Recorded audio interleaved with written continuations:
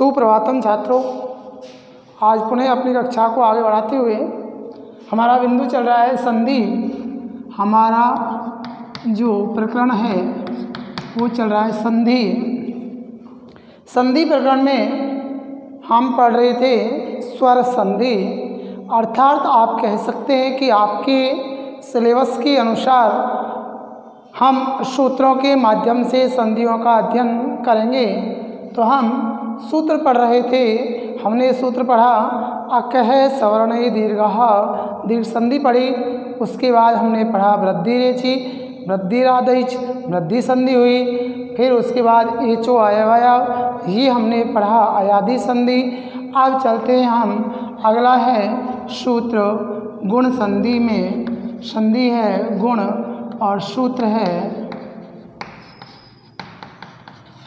अधिक गुणः, और इसी का दूसरा सूत्र है आदि गुणः। दो सूत्र होते हैं, दो सूत्रों के माध्यम से ये संधि होती है, अधिक गुणः और आदि गुणः। अधिक गुणः, अधिक गुणः ये संज्ञा सूत्र है और आदि गुणः विधि सूत्र है। कैसा सूत्र है? विधि। अधिक गुणः ये सूत्र कहता है छात्रों कि अत एंग गुण संयम स्यात्। छात्रों ये सूत्र कहता है अत एंग गुण संयम स्यात्। समझो, ये कहता है बेटा कि अत एंग गुण संयम स्यात्। इस सूत्र का तात्पर्य है कि अत अ या आ और एंग ए ओ की गुण संज्ञा होती है। ए आ ए और ओ इन वर्णों की गुण संज्ञा होती है, और गुण संज्ञा होने पर आदि गुण है सूत्र से गुण आदेश हो जाता है। गुण एक आदेश हो जाता है। क्या होता है बेटा? गुण एक आदेश। क्या होता है? गुण एक आदेश। गुण किसके अंदर होता है? आदि गुण है। क्या है? आदि गुण। ये सूत्र कहता है कि ए या आ के बाद, ए या आ के बाद ई या बड़ी कौमा ऊ या बड़ा ऊ कौमा री या बड़ी री आए और लरी आए तो गुण एक आदेश हो जाता है। क्या हो जाता है? गुण एक आदेश। यहाँ लिख देता हूँ मैं कि ए या आ के बाद ई बड़ी ऊ बड़ा ऊ री बड़ी री और लरी के आने पर गुण एक आदेश हो जाता है। मैंने आपको समझाया था गुण एक आदेश। गुण मैंने आपको समझाया था कि एक आदेश में दो वर्णों को हटा करके एक आदेश करते हैं।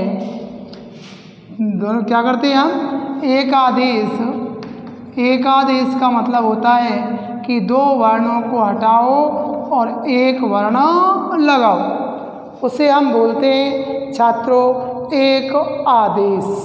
ठीक है। तो ए या आ के बाद ई ऊ री लरी के आने पर गुण एक आदेश हो जाता है। तात्पर्य है ई के स्थान पर ए, ऊ के स्थान पर ओ, री के स्थान पर अर और लरी के स्थान पर अल गुण एक आदेश हो जाता है। ये छात्रों एक डायग्राम है। ये आपको एक समझने का तरीका है कि यदि ए या आ के बाद, ए या आ के बाद ई ऊ री लरी आए तो ए और ई के स्थान पर ए या आ और ऊ स्थान पर ओ, इसी प्रकार री से अर और लरी से अल गुण एक आदेश हो जाता है। छात्रों इस प्रकार से इसे हम कहते हैं गुण संधि।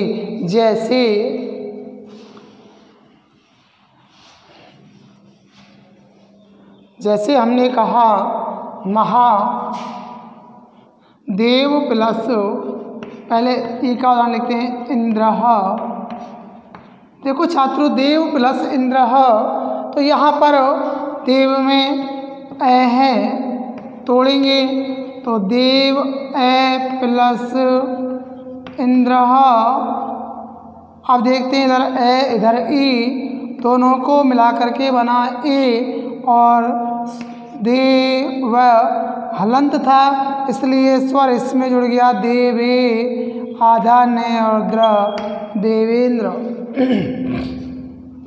उसी प्रकार से राका प्लस ईसह, देखो छात्रों राका प्लस ईसह, तो पद विच्छेद करेंगे, रा के आ प्लस ईसह। अब छात्रों ध्यान दो, आ और बड़ी बराबर क्या होता है ए, और बन गया राकेशः। क्या बन गया बेटा? राकेशः। समझते जाएंगे कि जैसे जैसे हम बढ़ते जाएंगे हमारे उदाहरण हमारे सामने आते जाएंगे। राकेश, ऐसे ही देव प्लस ईसह, तो देखो छात्रों देव ए प्लस ईसह, और दोनों के स्थान पर ए, और बना देवीसह। क्या बना? देवीसह। उसी प्रकार से राजा धन ईश बराबर राजेशः, राजा धन इंद्र बराबर राजेंद्र। बहुत से ए और आ के बाद ई के उदाहरण हमको मिल जाएंगे। राधा धन इंद्र बराबर राजेंद्र, ठीक है ना। इस प्रकार ए या आ के बाद ई आने पर ए हो जाता है, ठीक है बेटा।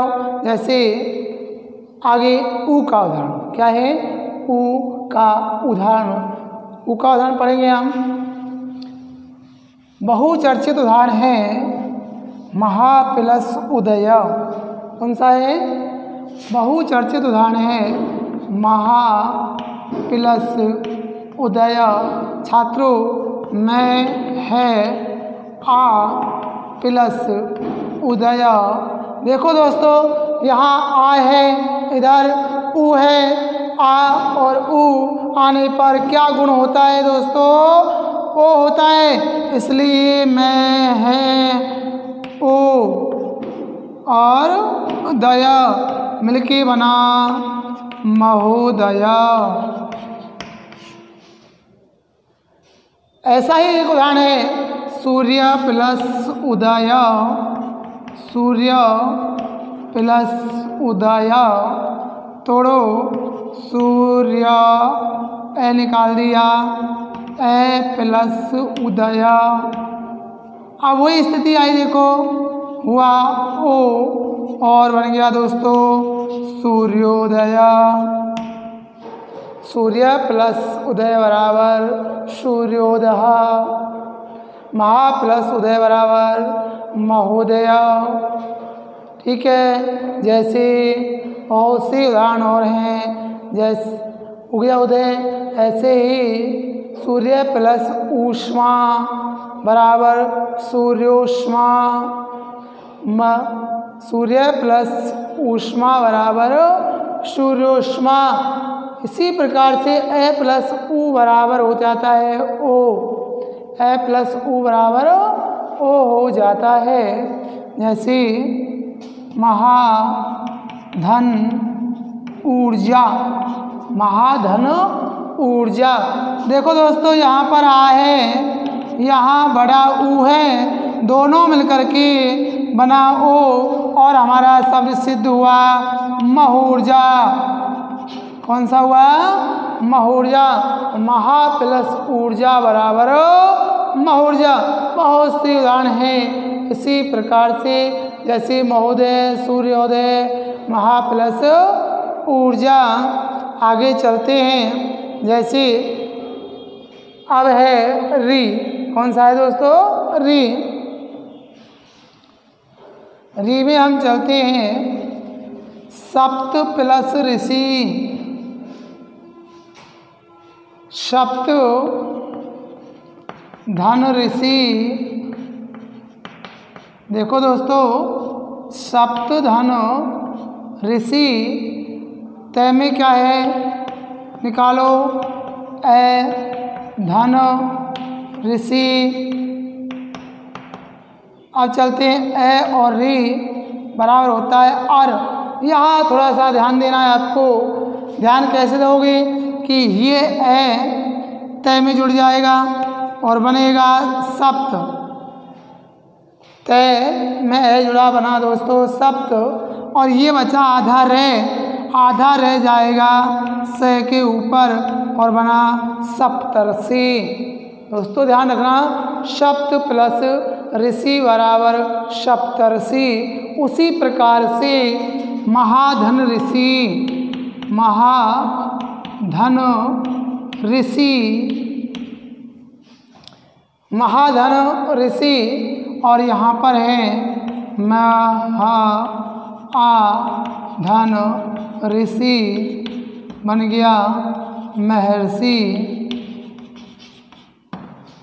दोस्तों इसे थोड़ा ध्यान रखना है आपको।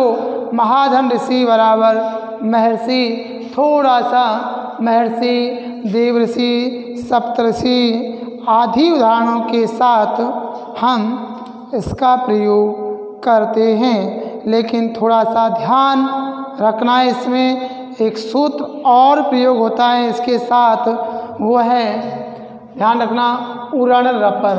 कौन सा है दोस्तों? एक सूत्र यहाँ पर आ जाता है और वो है उरण रपर। इन्हीं के साथ लिखना है आपको, उरण रपर। ये सूत्र क्या कहता है? इस आदिगुण के साथ ये इसकी मदद करता है कि रे ऋषि क्या है? रे ऋषि के आने पर अर एक आदेश होता है, यानी गुण संधि होती है। ये उरण रपर है। क्या है? उरण रपर। आपको यहाँ जब ये महर्षि, सप्तर्षि, देवर्षि, राजर्षि ये उदाहरण आते हैं, सप्तर्षि, देवर्षि, राजर्षि, इन उदाहरणों में आपको ध्यान रखना है कि छात्रों एक सूत्र और भी लिखना है, वो है उरण रपर। कौन सा है दोस्तों? उरण रपर। ये सूत्र कहता है कि जो री कारांत, जो री वाले शब्द हैं उनमें गुण एक आदेश होता है। जैसे देव प्लस ऋषि, तो देव धन ऋषि, यानी ये सूत्र उरण रपर इनकी गुण संज्ञा करता है। क्या करता है दोस्तों? गुण संज्ञा। और देवर्षि, वही संधि बनेगी सप्तराज ऋषि, राजा धन ऋषि बराबर आ प्लस री बराबर अर, और बना राजर्षि। राजा धन ऋषि बराबर राजर्षि, देव धन ऋषि बराबर देवर्षि, महाधन ऋषि बराबर महर्षि, सप्तधन ऋषि बराबर सप्तर्षि। इस प्रकार से हम सभी उदाहरणों को सिद्ध करते चले जाते हैं, क्योंकि यहाँ पर इस सूत्र के माध्यम से री की संज्ञा गुण संज्ञा होती है दोस्तों। महर्षि, सप्तर्षि, देवर्षि आगे आदि उदाहरण इसी प्रकार से प्रयुक्त होते हैं। अगला है दोस्तों लरी का उदाहरण। लरी का एक बहुचर्चित उदाहरण है जो पेपर में पूछा जाता है, तब धन लरीकार है। अगर लरी का उदाहरण पूछा तो ज़्यादातर यही उदाहरण पूछा जाता है, तब धन लरीकार है। तो दोस्तों यहाँ तब धन लरीकार है। अब यहाँ पर ए और लरी मिलकर के बना अल। अल में से ए जुड़ा ते ब पूरा बना, और आधा ले कार है, तब धन लकार है, लकार है बराबर तबल कार है। उसी प्रकार से महत्वपूर्ण गान है, मोस्ट भी है, आ सकता है। देखो तब धन लकार है, वहाँ दिख नहीं रहा था। अब इसमें से त व ए धन लकार है। देखो साथियों, यहाँ है और यहाँ लरी, दोनों का एक आदेश क्या हुआ, अल। अब इस ए को तो हमने ब में जोड़ दिया तो क्या बन गया, तब। अब ले आधा है, इसके बाद का रह तबल कार है, तब धन लकार है बराबर तबल कार है। उसी प्रकार से आगे चलते हैं छात्रों। एक उदाहरण और भी है जो आता रहता है, वो है मम धन लकार है, मम धन लकार है, मम ए धन लकार है। ए और ली बराबर होता है अल। दोस्तों वही प्रक्रिया हमारी रहेगी। ए को हमने में जोड़ा तो पूरा हुआ मम, ले आधा है तो आधा ही रहेगा, और कार ममल कार है, मम धन लकार है बराबर ममल कार। ये हमारे कुछ उदाहरण हुए कौन सी संधि के, गुण संधि के छात्रों। इनके अलावा और भी उदाहरण हैं, जैसे गंगा प्लस उदकम बराबर गंगोदकम, महा प्लस उत्सव बराबर महोत्सव। ऐसे उदाहरण और भी हैं। गंगा प्लस उदकम बराबर गंगोदकम, ठीक है। महा प्लस उत्सव बराबर महोत्सव, ठीक है। इस प्रकार से हम कौन सी संधि पढ़ी हमने, गुण संधि। सूत्र कौन कौन से काम आए हमें, आदेंग गुण, आद गुण है, उरण रपर। ध्यान देना छात्रों, जहाँ री का प्रयोग होता है, जहाँ ऋषि वाला री आता है, वहाँ पर हम उसकी री की 30 संज्ञाएं दर्शाने के लिए उरण रपर सूत्र का प्रयोग करते हैं। जब उनकी ये संज्ञाएं दर्शाई जाएंगी तो उसमें क्या हो जाएगी, गुण संधि हो जाएगी, उसका गुण आदेश हो जाता है। तो तीनों सूत्र आपको ध्यान रखने हैं।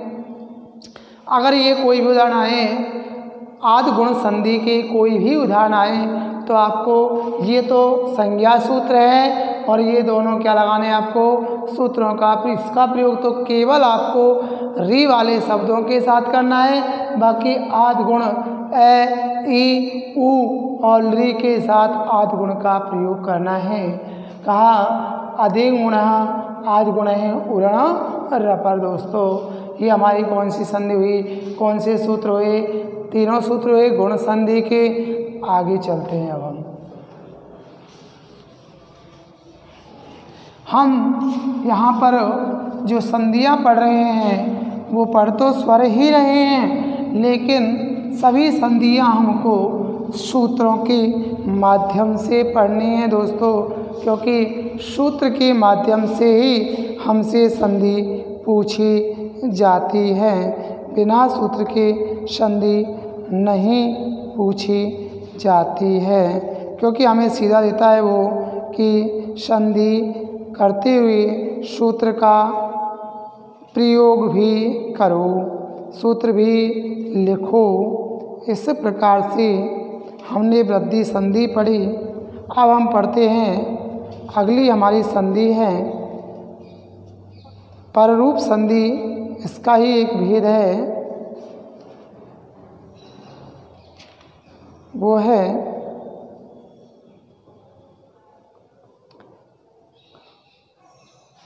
अगली संधि पढ़ रहे थे दोस्तों हम पर रूप संधि।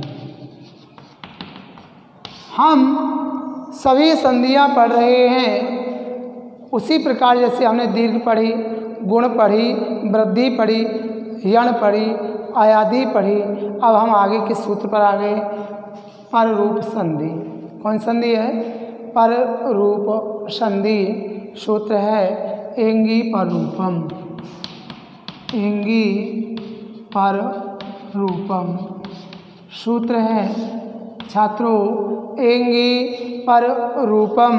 ये सूत्र कहता है कि एंगी पर रूपम सूत्र है कि एंग प्रत्याहार के बाद किसी भी एंगी पर रूपम प्रत्याहार आप पढ़ ही चुके हैं। एंग प्रत्याहार में कौन कौन से वर्ण आते हैं? ए, ओ और अंग की संज्ञा और लोप हो जाता है, इसलिए हम ए और ओ दो वर्णों को मानते हैं। किसको मानते छात्रों? ये एंगी पर रूपम एंग में आते हैं। एंग का मतलब होता है ए और ओ। कौन सा होता है? ए और ओ। छात्रों ए और ओ की पररूप संधि होती है या पररूप एकादेश हो जाता है। एंगी पर रूपम। पर रूप दो होते हैं, एक तो होता है पूर्व रूप और एक होता है पर रूप। एक तो होता है पूर्व रूप और एक कौन सा होता है? पर रूप। यानी ह्रस्व अकारांत उपसर्ग के बाद ए और ओ के आने पर रूप एकादेश हो जाता है। एंग पर रूपम। एंग में ए और ओ का प्रयोग होता है। जैसे हमने लिखा यहाँ पर एक सूत्र और भी मैं आपको इसके साथ लिख देता हूँ, वो है सकंदवादीषु पर रूपम वाच्यम। सकंदवादीषु पर रूपम वाच्यम। एक सूत्र और है दोस्तों, सकंदवादीषु पर रूपम वाच्यम। ये सूत्र कहता है कि एक सूत्र है कि सकंदवादीषु यानी सकंद आबादी आदि के आने पर भी पर रूप एकादेश हो जाता है। एक सूत्र और भी आपको काम आएगा, वो है अचो अंत्यादि टी।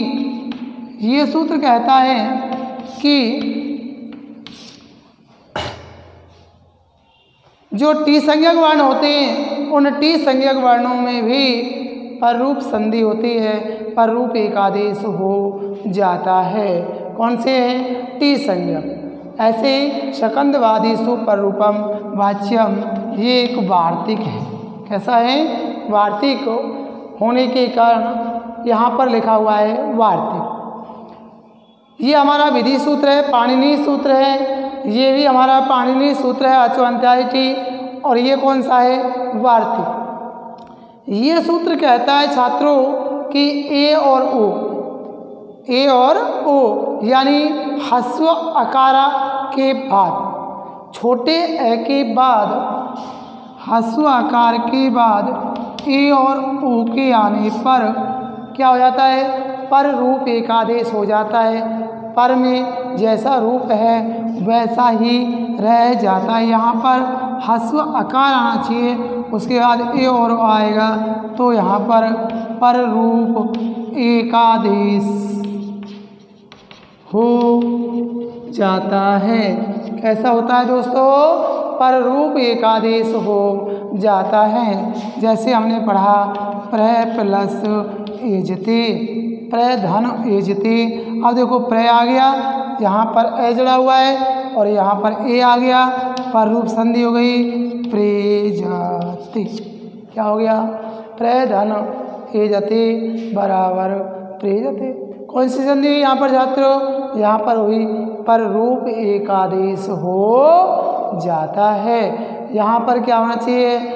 ए ह्रस्व है, उसके बाद ए या ओ के आने पर रूप एकादेश हो जाता है। कौन सी संधि हुई यहाँ पर? हुई पर रूप संधि। ऐसे ही इसका एक सूत्र उदाहरण लिया हमने, शक प्लस अंधु। क्या है? शक धन अंधु बराबर, देखो पर रूप संधि कैसे हुई कि शक में यहाँ पर दीर्घ संधि प्राप्ति दोस्तों, लेकिन दीर्घ संधि को रोक करके यहाँ पर कौन सी संधि हुई? पर रूप संधि हुई और बना शकंधु। ठीक है नहीं थी? बताओ आप। यहाँ पर दीर्घ संधि प्राप्त थी क्योंकि यहाँ भी यह है और यहाँ भी यह है, लेकिन दोनों मिलकर के क्या बना? शकंधु। शकांधु नहीं बना क्योंकि यहाँ पर दीर्घ संधि का अपवाद हुआ और बना शकंधु। ठीक है ना? ऐसे ही कर्क धन अंधु, कर्क धन अंधु बराबर करकंधु। ऐसे ही मृत धन अंडय बराबर मार्तंडः। आगे चलते हैं, मृतंडः। अगला है मनस प्लस ईसा, मनस धन ईसा बना मनीषा। यहाँ भी कौन संधि है? यहाँ पर अचोअंत टीका हुआ, यानी अस की टी संज्ञा हुई और टी संज्ञा होने पर क्या बन गया भाई? मनीषा शब्द बना।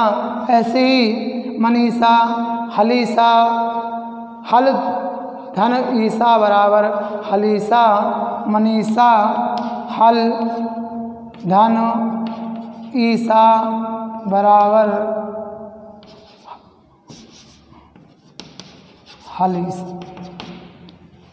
मनीषा, हलीसा, प्रेस्ती, शक प्लस अंधु, कर्क धन अंधु, सभी किसके उदाहरण हैं? पर रूप संधि के उदाहरण हैं। लेकिन थोड़ी सी आपको ध्यान रखने वाली बात यही है कि मान लो शक अंधु यानी अंधु शब्द का प्रयोग होता है, यदि आते अंधु तो यहाँ पर सकंद वादिशु पर रूपम वाच्यम का प्रयोग हुआ।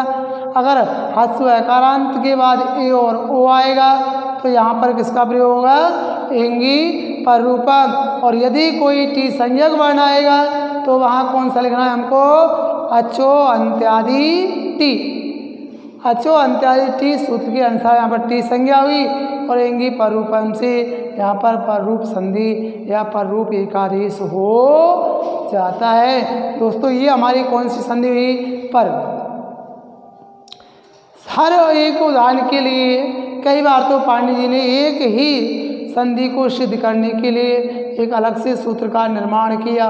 तो इस प्रकार से 3-4 उदाहरणों के लिए कौन सा बनाया? एंगी पर रूपम, सकंदवादिशु पर रूपम वाच्यम। स्पेशल ही उदाहरण बनाया केवल अंधु शब्द का प्रयोग होने के लिए, अचो अंत्यादि टी। छात्रों आगे चलते हैं हम। अगला है हमारा पूर्व रूप संधि। कौन सा है? पूर्व रूप संधि।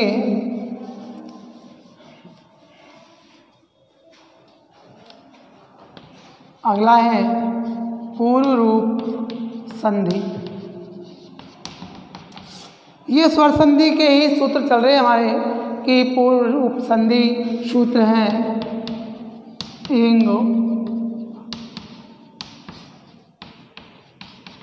सूत्र है एंग पदांता दति। सूत्र है दोस्तों एंग पदांता दति। ये सूत्र क्या कहता है? वही एंग का प्रयोग यहाँ हुआ है। एंग, एंग का तात्पर्य होता है ए और ओ, ए और ओ के बाद ह्रस्व आकार के आने पर पूर्व रूप एकादेश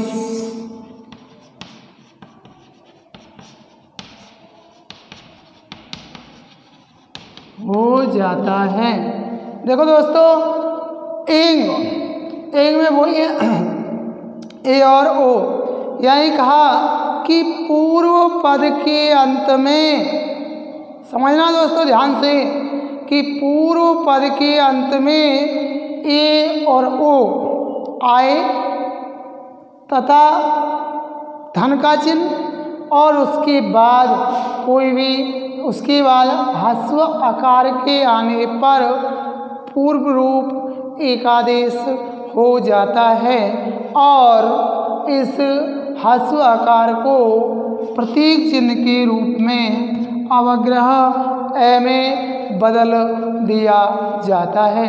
इसको हम किस में बदलते हैं? अवग्रह यानी खंडाकार ए में इसे बदल दिया जाता है। ये हमारी कौन सा सूत्र हुआ? एंग पदांता दति। छात्रों एक बार ध्यान से मन में चिंतन करते हुए, स्मरण करते हुए ध्यान दें बेटा कि पूर्व पद के अंत में ए और ओ आए तथा धन के चिन्ह के बाद ह्रस्व आकार आए तो पूर्व पद में आए ए और ओ को जो क्या त्यों छोड़ते हुए बाद वाले ह्रस्व आकार को अवग्रह ए में या खंडाकार ए में बदल करके जोड़ दिया जाता है। जैसे दोस्तों बने प्लस अत्र, बने में ए है, अत्र में ए है और निकालेंगे न ए धन अत्र। अब यहाँ पर हम इसको पूर्व रूप एकादेश करेंगे, अर्थात पहले जो रूप है उसको जो के त्यों छोड़ते हुए और इस ह्रस्व आकार को अवग्रह ए में बदल देते हैं। बने प्लस अत्र बराबर बने अत्र। जैसे ग्रामे धन अस्मिन, ग्रामे धन अस्मिन। देखो दोस्तों यहाँ पर ए है और यहाँ पर ए है तो पूर्व रूप संधि होगी और बनेगा ग्रामे अस्मिन। इस ए को लिखा जाता है क्योंकि खंडाकार ए केवल ये अपना स्वरूप दिखलाता है, प्रतीक चिन्ह अपने पद चिन्ह छोड़ करके जाता है। ग्रामे प्लस अस्मिन बराबर ग्रामे अस्मिन। बने धन अत्र बराबर बने अत्र। नंगरे प्लस अस्मिन बराबर नंगरे अस्मिन। जैसे भो धन अपि, भो धन अपि तो भो में ओ है, भो अपि। उसी प्रकार से को धन अपि, को में ओ है तो छात्र हुआ को अपि, को अपि, भो अपि, सो अपि आदि किसके उदाहरण हैं? को अपि, भो धन अपि बराबर भो अपि, ग्रामे अस्मिन, बने अत्र, नंगरे अत्र। ठीक है ना? उसी प्रकार से हम पूर्व रूप एकादेश करते हुए उसे जोड़ देते हैं। आगे बहुत से उदाहरण ऐसे हमको मिल जाएंगे।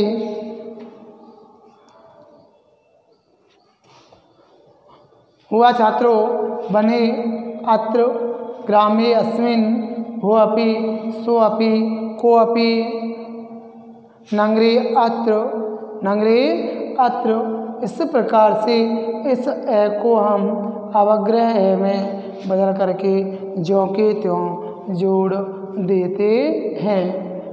हुआ कौन संधि? एंग पदांता दति। कौन सी छात्रों? एंग पदांता दति। आगे अब इनके बाद कुछ सूत्र और भी हमारे बचे जो कि वार्तिक हैं, कहीं अयादि और कहीं वृद्धि का अपवाद करते हैं, कहीं दीर्घ का अपवाद करके अयादि करते हैं तो कहीं वृद्धि दीर्घ का अपवाद करते हुए वृद्धि संधि करते हैं। जैसे उदाहरण हैं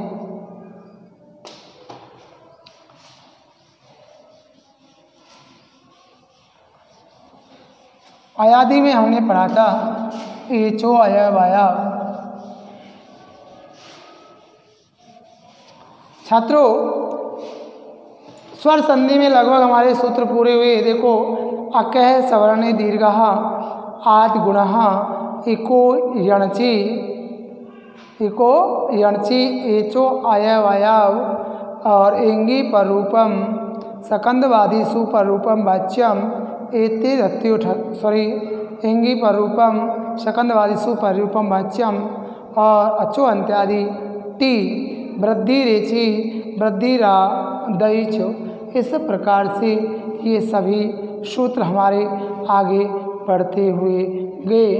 ठीक है, अब हम आगे सूत्र की ओर बढ़ते हैं। एक सूत्र है एते धत्यो ठसु।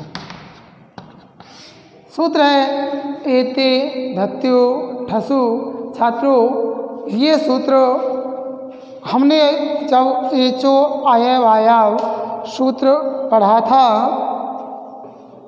एते धत्यो ठसु, जब हमने एचो अयवायव पढ़ा था उस समय एक वार्तिक के साथ हमने उदाहरण में कहा कि भी ये सूत्र कहता है एते धत्यो ठसु। ये कहता है कि अकारांत उपसर्ग के बाद ए के आने पर क्या हो जाता है, वृद्धि एकादेश हो जाता है। क्या करता है बेटा, ये ध्यान रखना, वृद्धि एकादेश करता है। एते धत्यो ठसु, ये सूत्र कहता है कि अकारांत उपसर्ग के बाद ए के आने पर क्या हो जाता है, वृद्धि एकादेश हो जाता है। यह स्थिति किसका अपवाद करती है दोस्तों, ये स्थिति पर रूप का अपवाद करती है कि ए प्लस ए बराबर आई, जैसे उप प्लस एति बराबर यहाँ पर ए है और यहाँ ए है, दोनों के स्थान पर आई और सिद्ध हुआ उपैति। उप प्लस एति बराबर उपैति किसका उदाहरण है, एते धत्यो ठसु विशेष है, ध्यान रखना, एते धत्यो ठसु। ऐसे ही इसी प्रकार से पृष्ठ प्लस उ है, पृष्ठ प्लस उ है, पृष्ठ धन उ है, ये भी क्या कहता है भाई, वही है, ये भी यहाँ पर गुण संधि का अपवाद हुआ और यहाँ पर बना पृष्ठ ठ में से ए को निकाला, यहाँ उ है और दोनों मिलकर के औ हुआ और बना पृष्ठ है। ये कुछ सूत्र ऐसे हैं। हमारा ये सूत्र है एते धत्यो ठसु, ये पाणिनीय सूत्र जो कहता है वो कहता है भाई ये कहीं तो पर रूप का अपवाद करता है, कहीं दीर्घ का अपवाद करता है, कहीं गुण का अपवाद करता है। तो अपवाद करते हुए क्या करता है, ये वृद्धि एकादेश करने वाला सूत्र है। यहाँ पर होती है वृद्धि संज्ञा, वृद्धि संज्ञा कौन सा है, ये वृद्धि संधि का एक सूत्र है। एते धत्यो ठसु विशेष सूत्र पाणिनि जी ने बनाया कि अकारांत उपसर्ग के बाद या हस्व आकार के बाद ए वह आता है तो यहाँ पर गुण पररूप वृद्धि आदि का अपवाद करते, गुण और पररूप का अपवाद करते हुए वृद्धि एकादेश हो जाता है। दोस्तों ये ध्यान रखना है, एते धत्यो ठसु किसका सूत्र है, वृद्धि संधि का सूत्र है। किसका है, वृद्धि संधि का ये सूत्र है। यहाँ पर पृष्ठ है, ठीक है ना, उप प्लस एति, उप प्लस एति, उपैति, पृष्ठ प्लस उ है बराबर पृष्ठो है। इस प्रकार से हम किसका नाम लिखेंगे यहाँ पर, वृद्धि संधि का। किसका लिखेंगे दोस्तों, वृद्धि संधि का, क्योंकि ये सूत्र क्या काम करता है, वृद्धि एकादेश करने वाला है। अब कौन सा सूत्र बचा हमारा, वृद्धि संधि में ये भी हो गया। आगे के लिए कल फिर जो बचे हुए सूत्र हैं, लगभग स्वर संधि के हमारे सभी सूत्र पूरे होने वाले हैं छात्रों। तो आज बस यहीं अपने बिंदु को समाप्त करते हुए कल आपके सामने इसी बिंदु को आगे बढ़ाने के लिए उपस्थित होंगे। आज तक के लिए धन्यवाद छात्रों, शुभ दिन।